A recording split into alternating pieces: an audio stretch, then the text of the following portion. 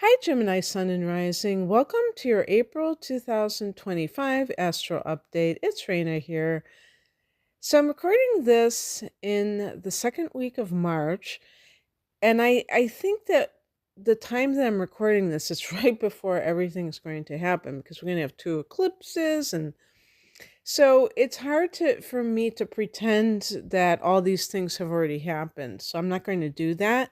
And I know that some of you are going to be listening before the eclipses as well, and also even your ruler Mercury going retrograde. That happens in the middle of March, so it's coming up like as I record this, like a week from now. So that's a long time.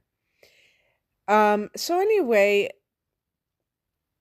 the reason I'm mentioning this is because there's going to be a lot that happens in March, and that will inform April's transits because two personal planets, Venus and Mercury, are going retrograde. One of them is your ruler, Mercury, and they go direct in April. And yeah, so I mean, I think it's a pretty big deal. And I want to begin by talking about the Mercury going direct on April 7th. This will be at 26 degrees of Pisces. So when Mercury and Venus retrograded, it was in Aries. And they both retrograded to around the same degree. For Mercury, it's 26 degrees of Pisces. And Pisces is your 10th house of career. So you have Mercury starting in the 11th house and going back into the 10th house. Because the 11th house is the house of gains, meaning your profits from your work, your career, your business.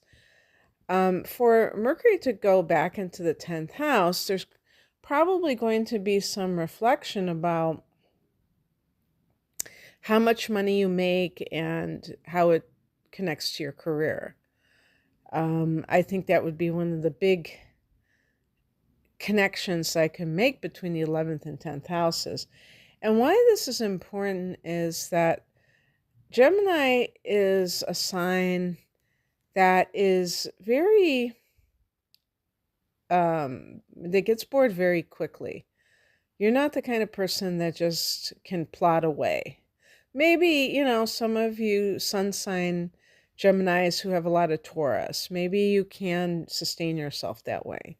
But typically, a Gemini person is very, even like physically, wants to be very mobile. There's like a love of freedom and also a love of novelty. And if you don't have that, it's going to be difficult for you to pretend that you're interested in something that you're really not.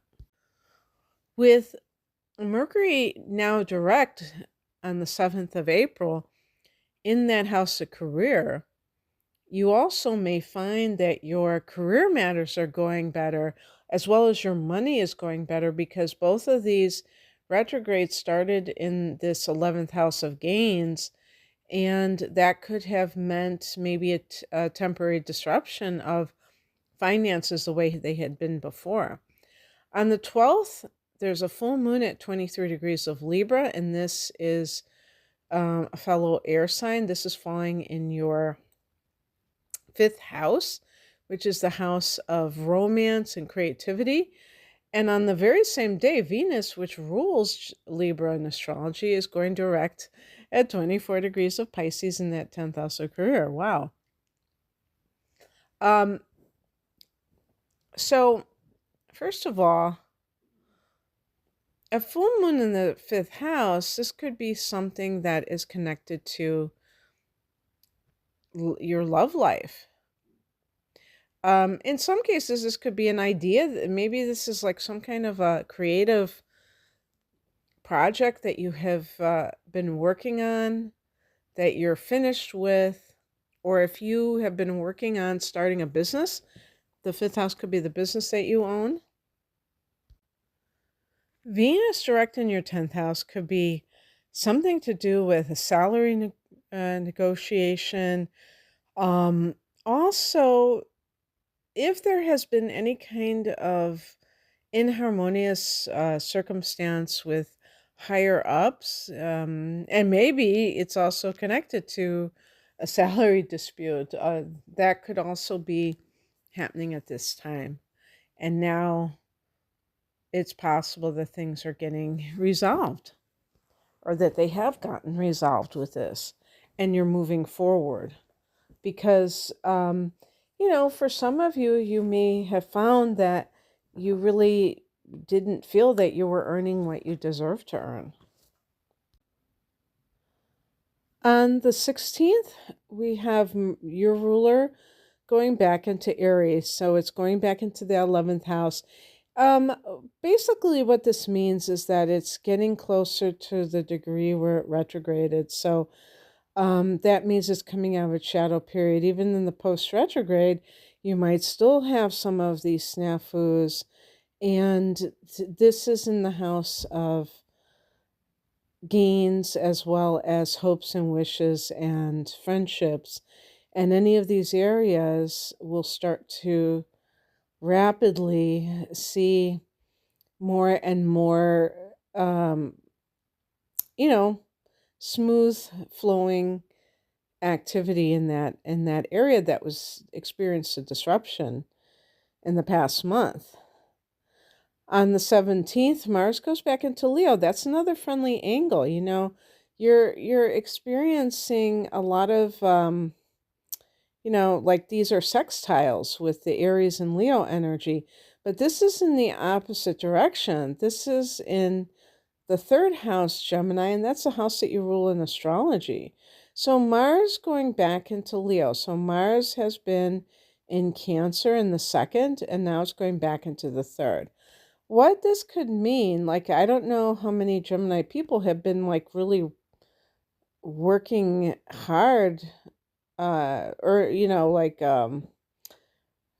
really feeling a sense of urgency to make money, because that can be what Mars in the second house is. So that may have been occupying your time, dominating your time in some cases. In the third house, um, this is your domain. This has to do with the mind. So it's more, the second house is an earth house and the third house is an air house. So it's more, it's your house. You're more accustomed to the themes of this house, which have to do with intellectual pursuits, but especially what I call the mundane mind versus the ninth house, which can be the higher mind. So practical mental things. This can be the house of teaching and learning. Learning can be that you're getting a new skill, acquiring a new skill. Mars here can make you go for it. The third house is also the house of siblings. Now, you've already had Mars in this sector, but Mars turned retrograde, so you may have found that you had to kind of lay low for a while, because for some reason, if you were having a lot of conflict with siblings, something came about when Mars went retrograde and kept you from dealing with that. And now you're ready to move forward. And if you need to, if one of the lessons of this retrograde is that you have to stand up for yourself, that you have to put your foot down, maybe even if you're dealing with a sibling who is being very controlling or what have you, that's what you're probably going to do. On the 19th, the sun goes into Taurus, which is your 12th house, and this is a very kind of like quiet place, private place, the house of contemplation, the hermit house. So it's not a very active place. When the sun is here, this is the hibernation period before you have your solar return, um, either at the end of May or during the first 3 weeks of June. So it may be a time when you feel much more like you want to be by yourself. You're craving solitude, which is very unlike a lot of Gemini people. Of course, there are exceptions to that, but I'm talking about because of the sign itself. But it's something that you may find that you really, really need. And on the 27th, there's a new moon here. It's 7 degrees of Taurus. And you may feel when you have this new moon here, it's like you might have these spiritual feelings because it's coinciding in the Northern Hemisphere with the springtime. This is coming after Easter, so there's a real springy vibe, and you may feel that sense of rebirth. You could be going to new spiritual center, studying new spiritual materials. On the 30th, Venus goes back into Aries. So Venus goes into that 11th house to join